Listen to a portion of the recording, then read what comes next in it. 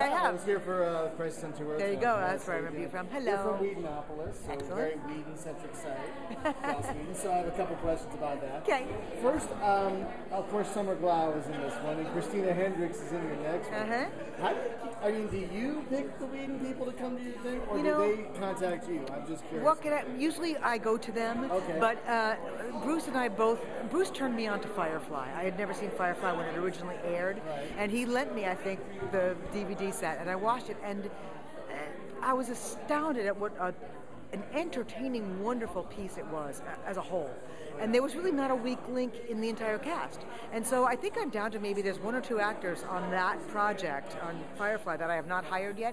Just about everybody has come to play. See, I don't think you've done Alan Tudyk. I have hired him. I have, Maybe not on a direct-to-home video for DC Comics, but he has worked for me several times. He worked for me on Batman the Brave and the Bold, the animated series. Oh, okay. And I met him in Australia at a comic convention called Armageddon. That's where I met him, and I went, gotta find something for you. And then within months, I found something, and he was available. Who you haven't done? Because you've done Nathan, you've done Summer, yeah.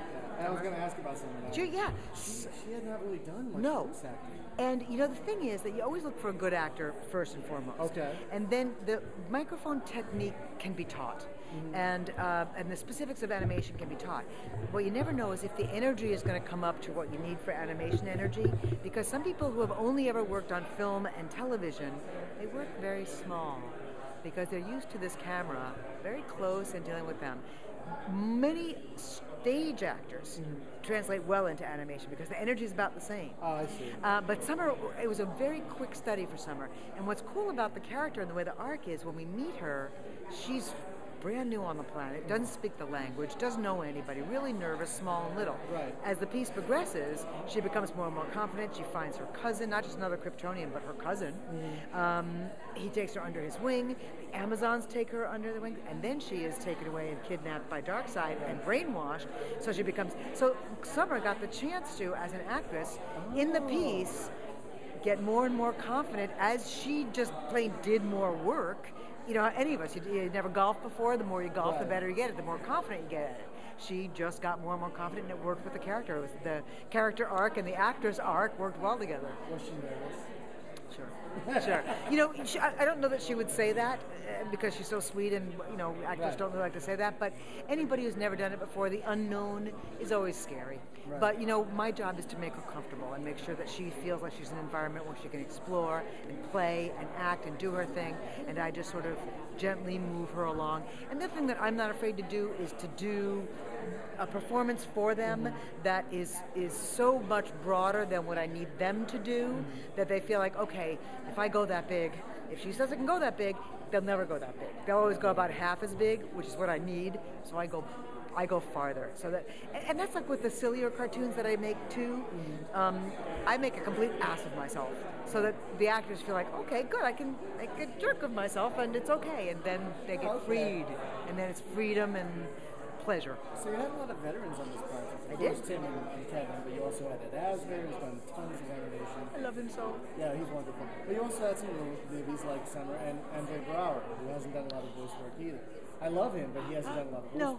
And what I loved about the whole idea of using Andre Braugher, first of all, he was an actor that I had on my list of to work with people for a long time. Very commanding voice. And just such a wonderful actor, so versatile. I mean, if you've seen some of his work in the last couple of years, the arc on House that he did, where he played House's psychiatrist, and then Men of a Certain Age. Oh, yes. Wonderful work. And this piece, because when you look at Darkseid and the character design, and we always, every style of each one is a little bit different, but you're not going to massively change with characters like Darkseid. He's not going to become a tall, skinny, thin thing, right? So he always looked to me like a wall of stone. Yeah. And I thought, you can always play those deep, whether it's James Earl Jones, you can always do that deep voice. Right. But how about if we give him a little bit of class? And it doesn't have to be this just evil. And so you go for those nuances that Andre was able to bring, and I just love working with him. I adore him. I would work with him again in a second. I just think he's a lovely actor. Did he get to work with the other actors? He did not. He had to work separately both times. As a matter of fact, when we did his ADR, which is the work we do at the end where we match the picture, he was in New York and I was here, so I wasn't even in the same room with him. Oh, so you didn't get to do the radio play with the rest of the No, he didn't, unfortunately. And I hate it when I can't, because I'm a major proponent of ensemble recording. I love that. There's a very practical reason why I like that. It's faster. When I can't get the actors in the room at the same time, I have to get multiple takes because I don't know what the next actor's line is going to sound like. So I've got to get every possible reading from you because I don't know what this guy's going to say after you. When they're there together, you speak, he responds, it works, you move on. Oh, okay. Fewer takes, takes less time. There's also that wonderful thing that happens when an actor actually reacts, and that's what you get in an ensemble record. Otherwise, they're simply reacting to me, which is fine. I try to do my best at performing for them how I think the line before or after will come, but better when the actors can actually work together. Right. So how do you go about casting for these movies? It's a wide variety. It's a big net. It's a very big casting net. You know, I have so many different ways. Sometimes I cast it by myself. Okay. Sometimes I hire a casting director because I need help just because I have so many projects going at the same time. I have known agents for so many years. They'll call me up and say, at any given time, I just signed so-and-so, he wants to do animation. I just signed blah, blah, blah. For all his incredible on-camera, huge work, he will be the hero of his household if he can be in a Batman cartoon. So I get those guys, and I keep the list of all those people. Because so often these people have young children who can't watch their on-camera work. It's too adult. They can't watch their feature films. It's too adult. They can watch a Batman cartoon. Right, of course. So I have that.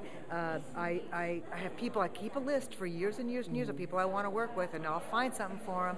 Or I may have gone out to somebody on the last project and offered them a role, and they weren't available, but they were interested. And I keep them on a list too and go, okay, I remember last year when I called you for so-and-so, he wasn't available. See if he wants to come play on this one. So we go back to that. Lots of, always we have casting meetings where Lauren will come up with an idea. Lauren Montgomery, one of the wonderful animation directors and now producers. Bruce Timm will have ideas. The girl who does the editing and keeps the logs of the sessions, she's a major TV watcher. She goes, hey, have you guys been watching blah, blah, blah? We should get so-and-so in it. So everybody comes up. It's a big melting pot of ideas. And I love having that input because there's so much TV and so little time to watch it all. Yeah, totally. And suddenly somebody will submit someone to me or suggest someone, and they'll go, oh, they're from this series. And you go, I don't know that series. I haven't watched it. And they've done 150 episodes, but I just have never seen that show because, my cable has hundreds of channels. There isn't. You can't watch them all. Right. And so, and then there's also a lot of actors that have been around forever and ever and ever. And you go, let's go back to Ed Asner. I'm so sorry. No, thank you so Pleasure. much. Nice to see you. Good luck. Good, enjoy. Enjoy the next project. Cool. Okay. Thank you.